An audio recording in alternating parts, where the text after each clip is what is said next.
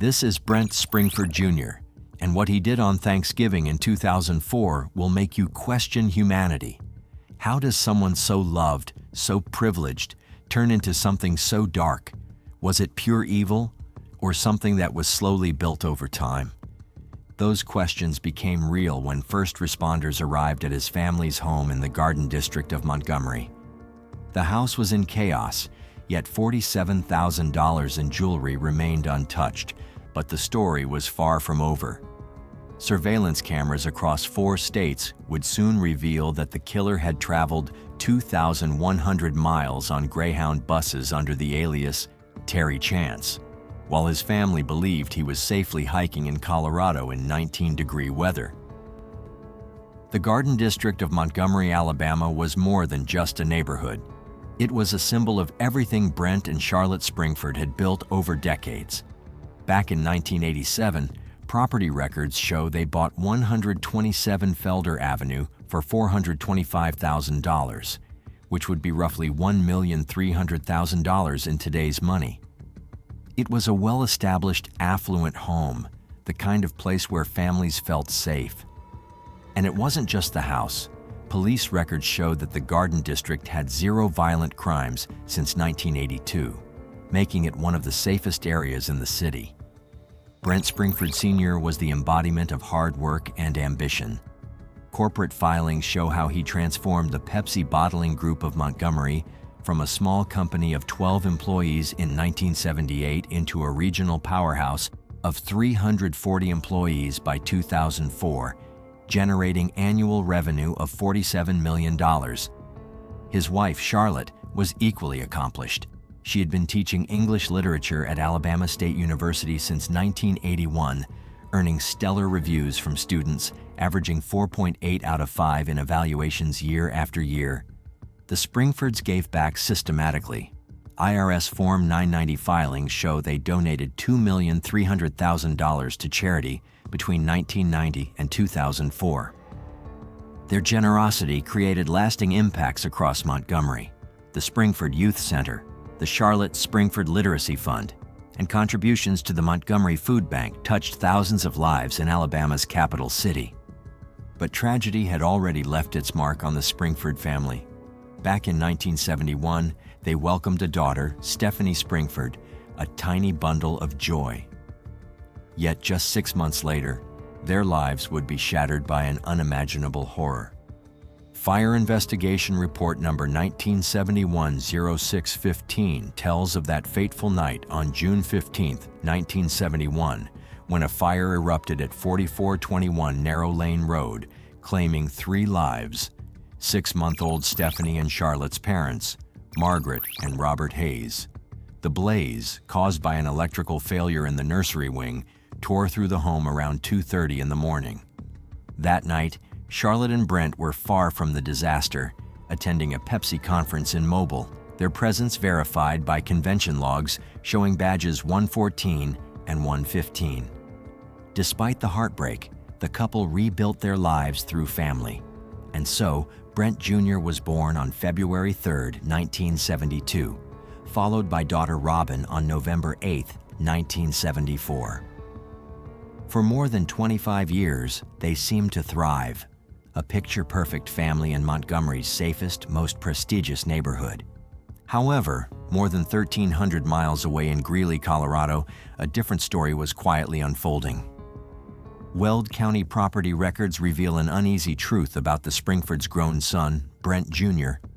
The house at 7741 Saddle Drive, purchased by him in May 2003 for $340,000, sheltered Brent Jr., his wife Caroline Stout Springford, and her 3 children from a previous relationship. So behind the neat exterior of suburban life, the seeds of a darker story were already taking root. The financial connection between Montgomery and Colorado ran deeper than most would realize. Wells Fargo's statements showed that, like clockwork, $8,500 flowed every month from Brent Sr. and Charlotte to their son, always on the first of the month, from 2000 to 2004. In total, the transfers added up to $484,000. On top of that, Credit card payments totaled $89,000, insurance bills $23,000, and utilities another $18,000. But records from the Colorado Department of Revenue painted a starkly different picture. Brent Jr.'s reported income, $0 for both 2003 and 2004. His listed occupation, consultant, existed only on paper. There was no business license, no clients, no revenue, just the illusion of work. Then came November 1st, 2004. Probate Court, filing number 2004, PC 4421, revealed a shocking change. Brent Sr. amended his will. The version from 1998 would have left Brent Jr. $3,200,000, but the new version slashed it to just $100,000. The explanation? Lifetime gifts already exceeding reasonable support. Emails revealed the growing tension between father and son. On November 15th, Brent Jr. wrote, "You're destroying my family." 4 days later, his father responded, "The subsidies end January 1st, non-negotiable." By November 20th, the situation was desperate. Bank records showed Brent Jr. had only $341.50 in his checking account. His credit cards were maxed out at $47,000, his November rent unpaid, and his car payment returned for insufficient funds. What was supposed to be a normal Thanksgiving visit for a son had instead become a countdown. 41 days until his complete financial support ended, leaving a perfect storm of desperation, resentment, and pressure that no one could have predicted. On Thanksgiving Day, November 25th, 2004, the Springfords enjoyed dinner with their daughter Robin in Birmingham. Credit card records traced their journey home. 2:47 p.m. Shell Station in Birmingham, $43.50. 5:05 p.m. Cracker Barrel in Clanton, $67.89. At 6:15 p.m., an Alabama traffic citation changed everything. Officer Barry Thompson's dash cam captured clear footage of a black Jaguar traveling northbound at mile marker 164. The citation documented Charlotte Springford driving 81 miles per hour in a 70 zone 53 miles from Montgomery.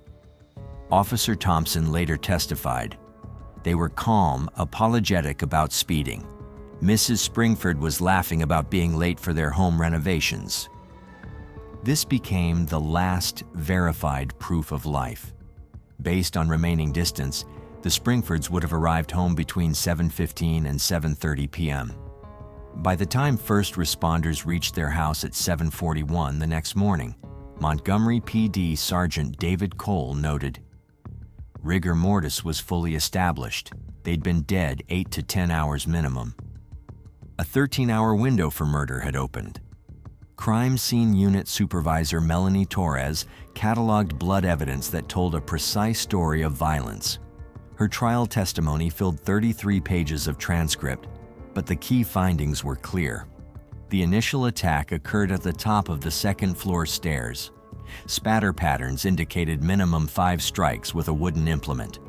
Cast-off patterns on the ceiling revealed a right-handed attacker using full overhead swings.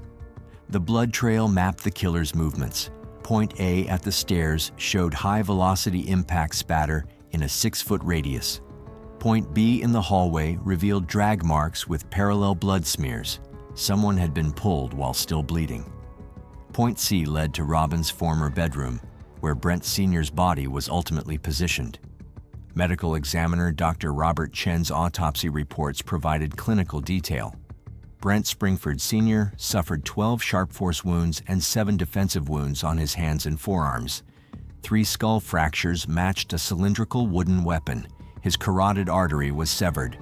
Time from arterial breach to death, 3 to 5 minutes. Charlotte's autopsy revealed prolonged struggle, 9 sharp force wounds, extensive defensive wounds on both hands. But one detail stood out.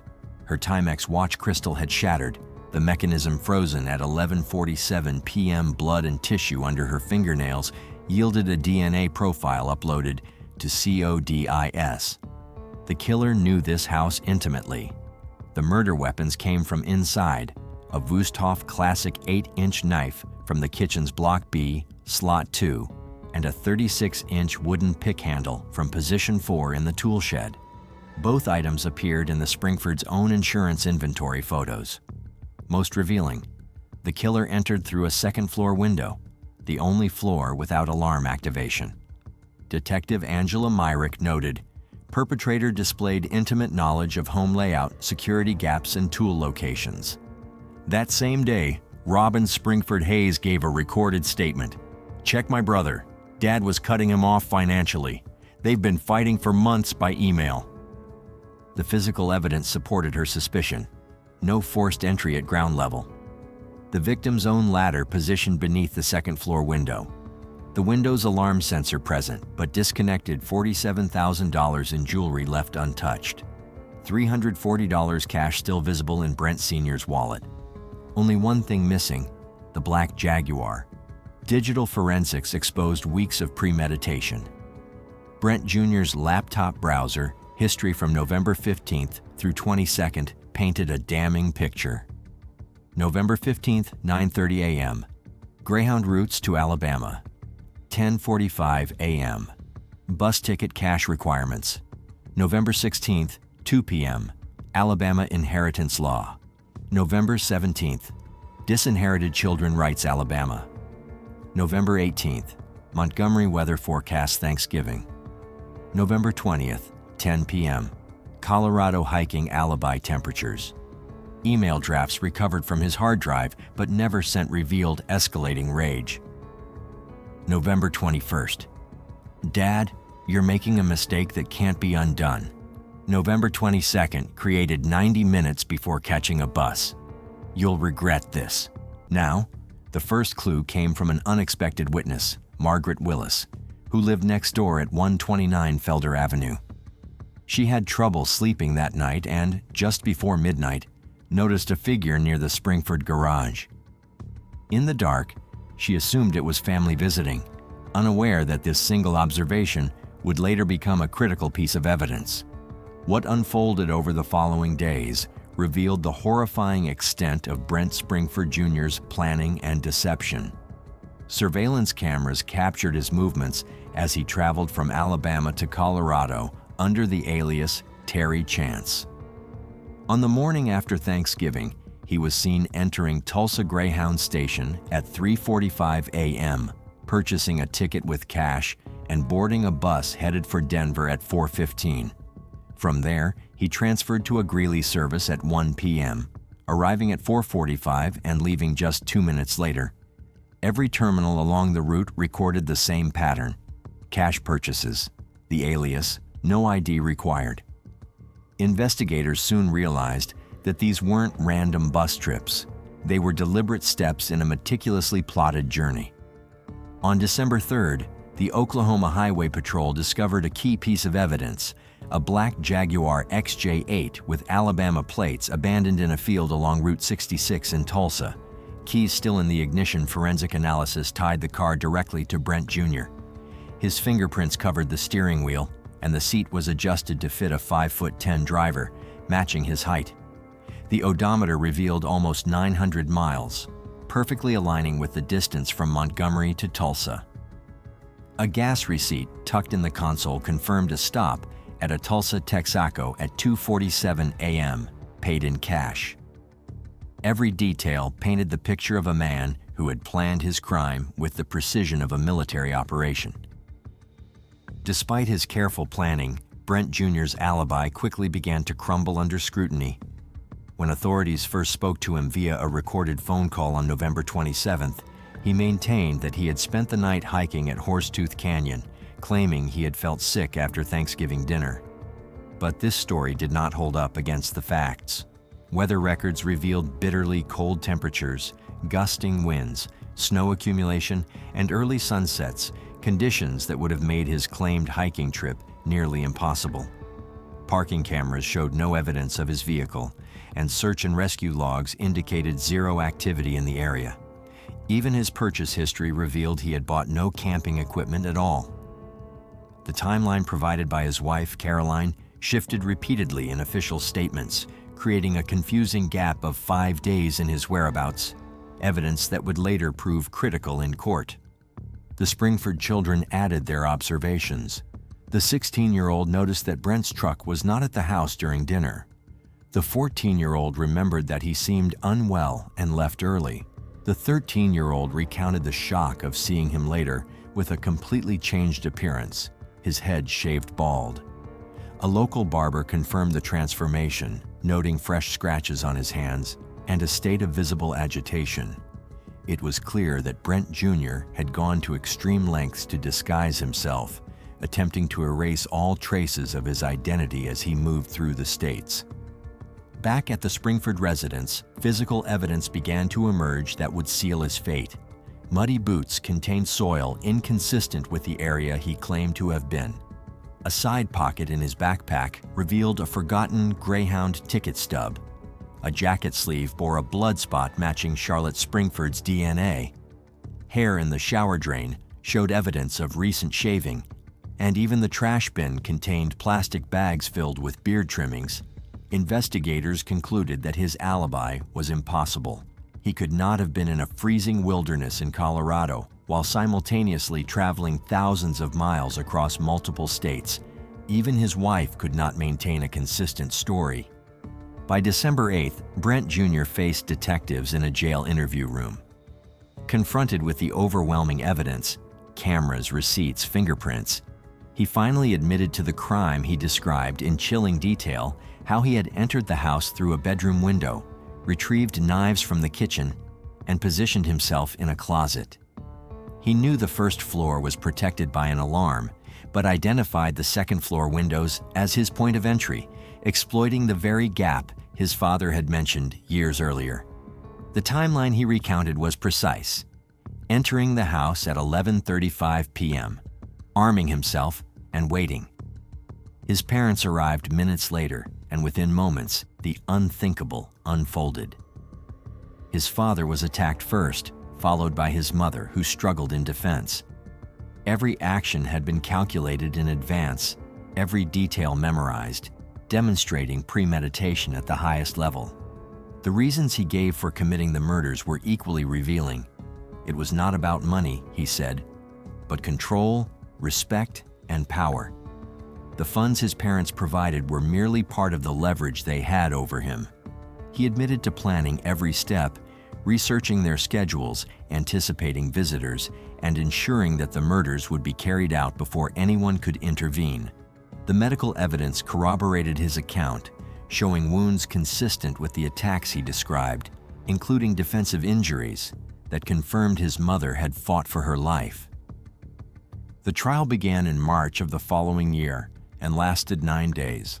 The prosecution presented an overwhelming case, including 47 witnesses, 294 exhibits, and hours of surveillance footage showing each bus station, ticket purchase, and camera angle. The full scope of Brent Jr.'s 2,100-mile journey was displayed, revealing a meticulously planned chain of events leading to the murders of his parents. The defense attempted to introduce a personality disorder argument, but the jury ultimately determined he understood the wrongfulness of his actions. After deliberating for just over 4 hours, the jury found him guilty on 2 counts of capital murder. Robin Springford Hayes, his sister, addressed the court, speaking for the family he had destroyed. Her words conveyed the depth of the betrayal, the people who had never stopped supporting him, who had provided for his entire life, were murdered by the son they loved. The judge's statement emphasized the extraordinary premeditation, the calculated travel, the use of an alias, and the cold-blooded nature of the crime. Brent Jr. was sentenced to life without parole, his crimes leaving an irreversible scar on the family and community. In the years that followed, the aftermath of the murders reshaped the Springford legacy. Carolyn Stout Springford divorced and relocated with her children to Oregon. Brent Jr. ultimately died in prison years later from an intentional overdose, leaving no final words or contact with the outside world. The family estate, valued at nearly $5 million after debts, went to Robin Springford Hayes.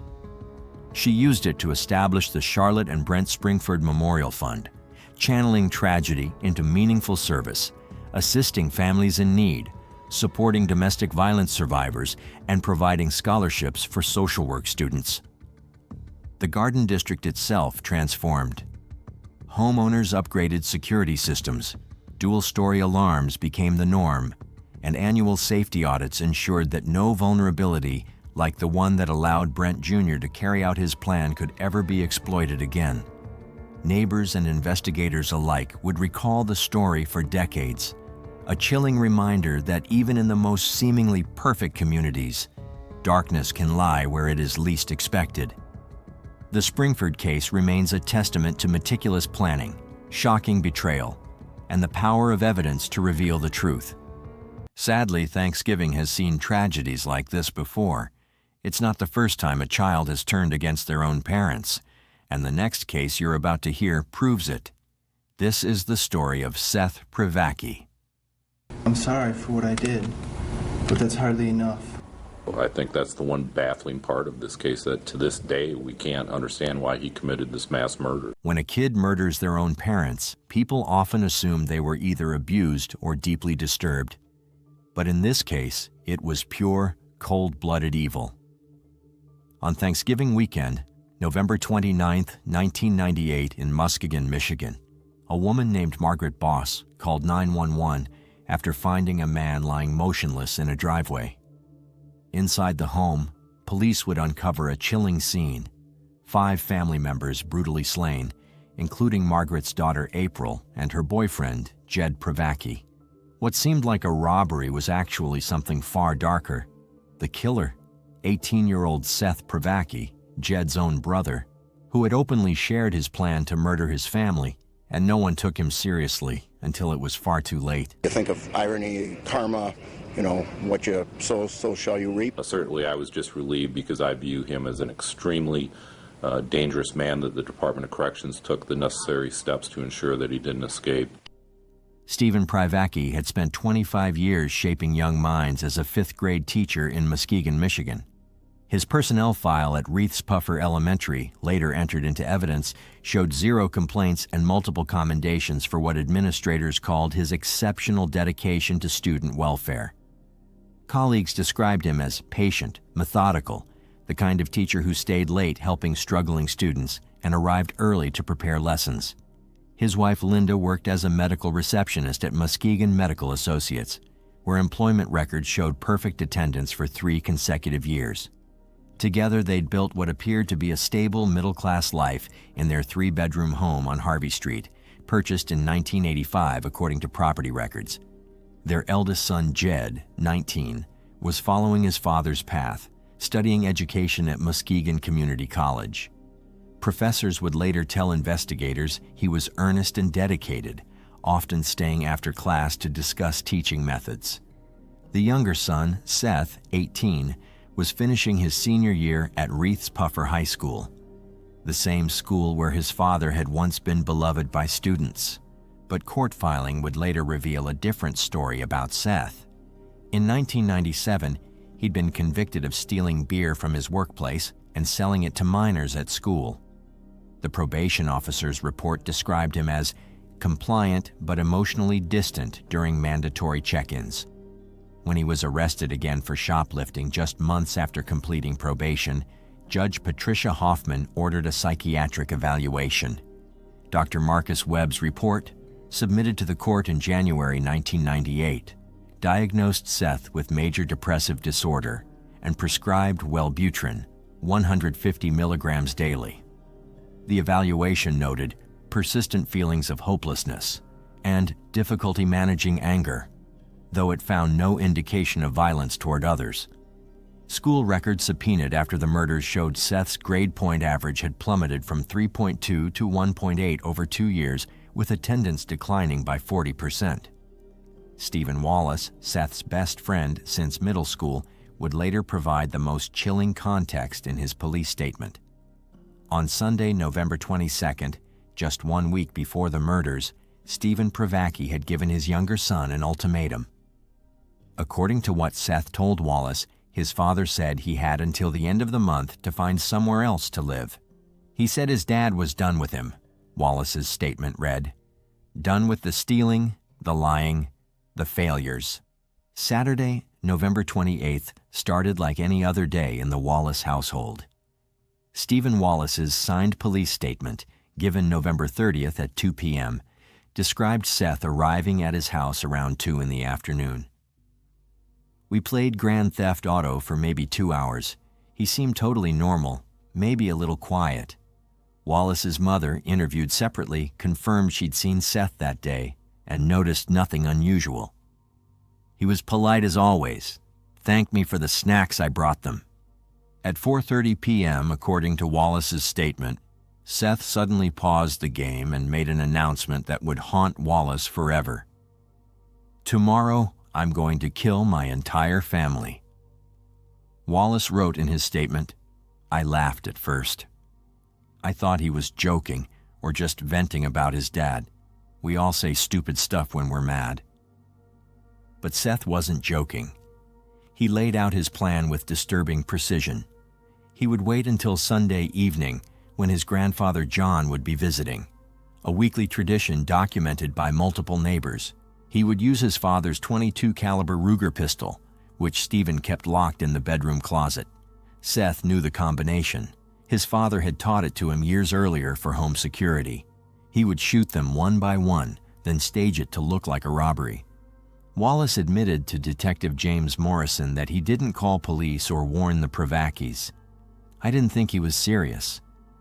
Seth talked a lot when he was angry, and he was my best friend. You don't call the cops on your best friend for saying something stupid." Phone records would confirm no calls were made between the Wallace residence and the Privacky home that entire weekend. By Sunday afternoon, November 29th, the plan Seth had outlined was becoming reality. At 6:20 p.m., Wallace's answering machine recorded a brief message that investigators would later recover. Seth's voice, calm and matter-of-fact, "It's done. Come over." The timestamp on the message would become crucial evidence, helping investigators establish the timeline of the murders. Wallace drove to the Privacky house, arriving around 6:45 according to his statement. What he found there would transform him from witness to accomplice. But even then, even seeing what Seth had done, Wallace made a choice that would baffle investigators and the community for years to come.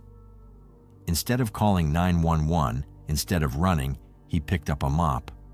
The medical examiner's report, compiled by Dr. Sarah Hendricks and filed December 2, 1998, reconstructed the sequence of murders with clinical precision. Jed Privacky was killed first, a single gunshot wound to the right temple while seated in the living room watching television. The bullet trajectory and powder residue indicated the shooter stood less than 3 feet away. Time of death was estimated between 5 and 5:30 p.m. based on liver temperature and rigor mortis progression.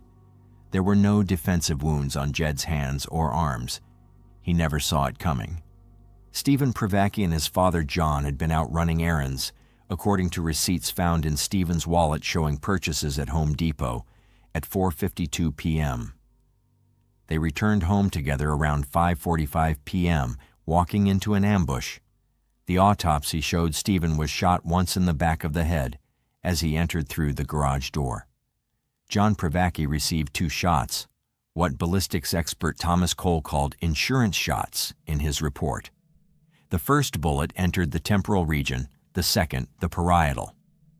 The extra shot for his grandfather suggested particular determination to ensure death. Linda Privacky was upstairs showering, unaware her family was being systematically eliminated below. The crime scene photos showed she'd just stepped out of the bathroom, a towel still wrapped around her hair when Seth shot her at close range. The powder burns on her robe indicated the gun was less than 3 feet away. Dr. Hendricks noted Linda had raised her hand, likely in surprise or an attempt to shield herself. The bullet passed through her palm before entering her chest. April Boss arrived last, around 6 p.m. according to her parents' timeline, and cell phone records showing her last call was at 5:58 p.m., saying she was pulling into the driveway. She and Jed had planned to study together. Both were taking the same education courses. Seth let her in, and crime scene analysis suggested she made it 3 steps inside before seeing Jed's body. The angle of the entry wound indicated she was looking up when shot, meaning she saw Seth raise the gun. She had perhaps 2 seconds to comprehend what was happening before her death. Wallace's confession, given under immunity agreement on December 1st, detailed the cover-up that followed. When he arrived at 6:45 p.m., he found Seth dragging his grandfather's body toward the driveway. He was eerily calm, Wallace told investigators. He said we needed to make it look like a robbery, that someone broke in. Against all logic, Wallace helped. Together, they positioned John's body outside, arranging him face down on the concrete, as if he'd been shot while fleeing. They moved the other bodies to suggest a struggle, dragging Stephen from the garage to the hallway, repositioning Jed on the living room floor, leaving Linda where she fell, but tossing couch cushions around her. April's body they left by the door, staging her purse as if someone had rifled through it. The work was grotesque, and according to Wallace, took nearly an hour. At 7:15 p.m., security footage from Stop and Go convenience store on Laketon Avenue showed both teenagers purchasing cleaning supplies. Receipt number 447823, found in Seth's pocket during arrest, itemized their purchases: 1 gallon of bleach, rubber gloves, 2 rolls of paper towels, total $12.47. The clerk, Timothy Morrison, later testified neither boy seemed agitated or unusual. They were talking about the Lions game, acting completely normal. Back at the house, they mopped blood from the hardwood floors, wiped down surfaces, and attempted to eliminate evidence of Seth's involvement. Wallace described being physically sick twice during the cleanup, while Seth remained focused and methodical. At 7:45 p.m., surveillance at a Shell station captured Seth disposing of a plastic bag in their dumpster. Recovery of this bag 3 days later yielded 5 .22 caliber shell casings with Seth's partial fingerprints. The most damning piece of evidence came from Seth's attempt to establish an alibi. At 8:30 p.m., he tried to use his father's ATM card at First Bank on Apple Avenue. The transaction was denied. Wrong PIN. Bank security footage showed him trying 3 different combinations before giving up. This footage would later prove crucial, showing Seth very much alive and free hours after he'd claimed to have discovered the bodies. The manhunt began when April Boss's parents, David and Margaret, arrived at the Privacky home at 9 p.m. Their daughter hadn't returned home, wasn't answering her phone. They knew she'd gone to study with Jed. The front door stood slightly open, the house dark except for the flickering television. Margaret Boss's 911 call, logged at 9:06 p.m., was controlled but urgent. "There's a man I fear he's deceased lying in the driveway. All the expected occupants are nowhere to be seen, but Sir James Mitchell arrived first at 9:14 p.m. His body camera footage later entered into evidence showing him discovering the full scope of the tragedy. His radio call at 9:18 p.m. Code 187, multiple victims, requesting all available units and crime scene techs. In the woods behind the property, Mitchell spotted movement. A brief foot chase ensued before he apprehended Stephen Wallace attempting to flee. Wallace immediately confessed his involvement, providing Seth's likely locations. Within an hour, Muskegon County had issued a BOLO, be on the lookout, for Seth Stephen Privacky, white male, 18 years old, 5'10", 165 pounds, brown hair, considered armed and extremely dangerous. The Sheriff's Department established a command post at the Privacky home while search teams fanned out across the county. By 5 a.m. on November 30th, Reeth's Puffer High School initiated a full lockdown. Superintendent Gloria Lewis's statement to assembled staff, recorded by her secretary, revealed her primary concern. "We don't know where Seth is or whether he has harmed himself. If police thought we were in serious danger, they'd evacuate, not lock down. I'm worried this boy plans to die today." The break came at 10 a.m. when 18-year-old Genevieve Simonelli left Muskegon Community College After learning about Jed and April's deaths, both were her friends from high school. Driving aimlessly in grief along Route 46, she spotted a disheveled hitchhiker. Her statement given at noon that day described the moment. He was soaked from walking through morning dew, muddy up to his knees. I felt bad, so I stopped. When he got in, I recognized him immediately. Seth Privacky. My blood went cold, but I kept my composure. She drove him 3 miles to a Texaco station, claiming she needed gas and couldn't take him further. The moment he exited her vehicle, she called 911. The dispatch log at 10:27 a.m. Suspect sighting, Route 46 Texaco, units responding. By 10:45 a.m., a perimeter was established. Officers found Seth at 11:15 a.m. hiding in an abandoned barn at 4890 Holton Road, almost exactly 1 mile from his family's home. He'd been walking in circles all night, unable to leave the area where he'd committed the murders. Seth surrendered without resistance. Booking photos showed a teenager with hollow eyes and scratches on his arms from pushing through woods and brambles. He was formally arrested at 11:32 a.m., read his Miranda rights at 11:35 a.m., and transported to Muskegon County Sheriff's Office for interrogation. Detective Dennis Edwards conducted the initial interview beginning at 2 p.m. The session was video recorded. The tape later played at sentencing. Edwards noted in his report that Seth appeared calm to the point of dissociation, effect completely flat, responses delivered in monotone. When asked what happened, Seth's response was immediate and emotionless. I shot them. All of them. My family. April. The confession that followed was remarkably detailed yet emotionally vacant. Seth described retrieving the gun from his father's closet at 4:45 p.m., loading it in his room, waiting for Jed to be alone in the living room. I shot him first so he couldn't fight back. When asked about shooting his grandfather twice, Seth's explanation chilled even veteran investigators. He would have been sad about the others. I didn't want him to be sad, so I made sure. His motive, when pressed, seemed absurdly inadequate for the magnitude of his crimes. They were ganging up on me. Dad wanted me out.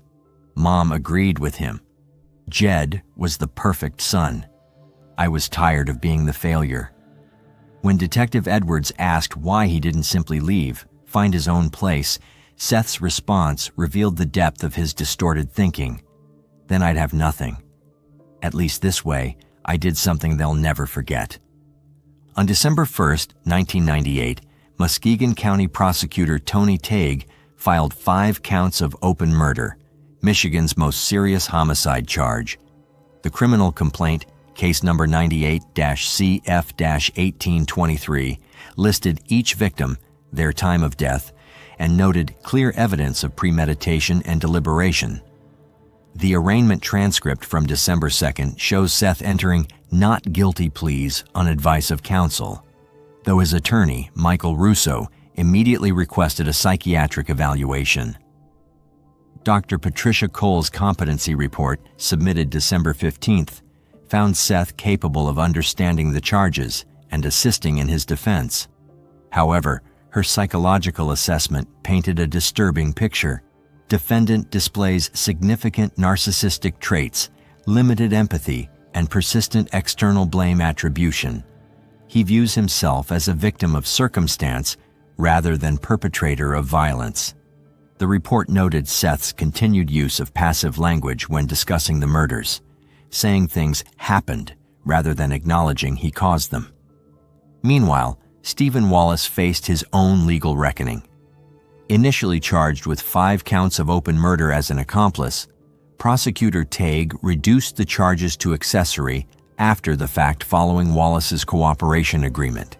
His attorney, David Mills, filed a motion describing Wallace as a manipulated victim of Prevacky's implicit threats, arguing his client helped only out of fear for his own safety.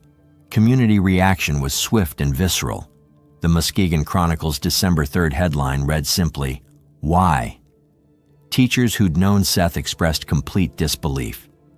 His English teacher, Patricia Holbrook, told reporters, He was quiet, polite, never showed any signs of violence. This doesn't make sense. But others saw warning signs in retrospect.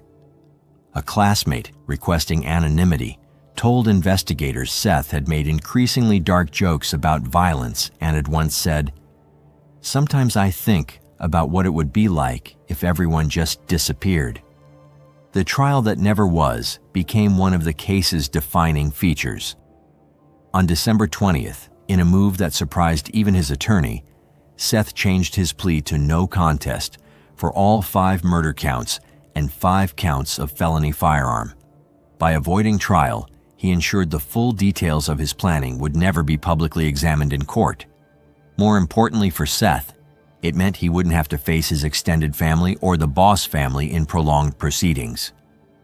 May 27, 1999, Seth stood for sentencing.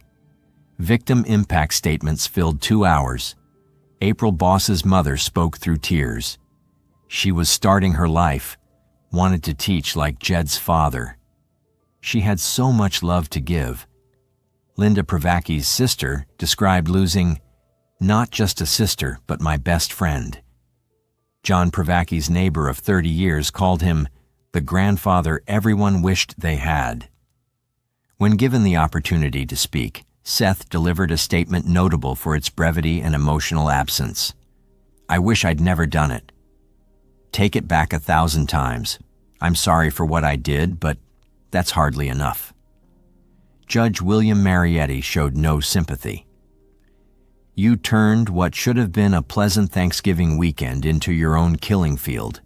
The sentence, life without the possibility of parole. Before being transported to prison, Seth made perhaps the most bizarre request in Michigan criminal justice history. He asked Judge Marietti if he could travel around the world first before beginning his sentence. The request was denied immediately, but it revealed a detachment from reality that would characterize Seth's remaining years. For 11 years, Seth Privacky served his life sentence without major incident. Prison records showed him as a model inmate. No disciplinary infractions, consistent participation in educational programs, regular attendance at counseling sessions. He was transferred to Kinross Correctional Facility in Michigan's Upper Peninsula in 2009, a minimum security placement that reflected his behavioral compliance. But on July 15, 2010, the facade of acceptance crumbled. At 10 p.m., Seth and 2 other inmates executed an escape plan weeks in the making. According to Incident Report 2010-KCF-447, they overpowered a corrections officer driving a transport vehicle, crashed the tractor trailer through the perimeter fence, and fled on foot toward the surrounding forest. The other 2 inmates surrendered when guards ordered them to stop. Seth kept running. At 10:47 p.m., after multiple warnings, officers fired a single shot. Seth Privacky was pronounced dead at the scene, age 30. Prison chaplain Marcus Williams later revealed that Seth had attended counseling regularly, but never showed genuine remorse, only regret for consequences to himself. In Seth's cell, guards found no suicide note, no explanation, just a library book about famous prison escapes, suggesting his death might have been the suicide by cop that Superintendent Gloria Lewis had feared 12 years earlier. Today, the Privacky home site stands empty, the house demolished in 2002. Each November 29th, neighbors still leave flowers at the vacant lot. The April Boss Memorial Scholarship has helped 43 education majors pursue the career she never got to begin. Her parents released only one statement: "We focus on her life, not her death." Reith's Puffer implemented mandatory mental health screenings and early intervention protocols that have become a model for Michigan schools. Superintendent Lewis, now retired, reflected, "We can't always see the darkness, but we can create safe spaces where kids feel they can ask for help before it's too late." Detective Dennis Edwards, who took Seth's confession, still returns to the case in his retirement. "That's the one baffling part. Having problems with your parents doesn't explain killing your grandfather, your brother's girlfriend. Several things had to go catastrophically wrong in that boy's mind. The case file, number 98-MC-2847, fills 5 boxes in the Michigan State Police Archives. Every receipt, every photograph, every witness statement preserved. It stands as a complete record of how 5 lives ended on November 29, 1998, and one more ended July 15, 2010. The facts are all documented. The why remains only partially answered, dying with Seth Privacky in a field outside Kinross Correctional Facility. What warning signs do you think were missed in this case? How can communities better identify and help troubled young people before tragedy strikes? Share your thoughts below and consider subscribing for more evidence-based investigations into cases that shaped criminal justice.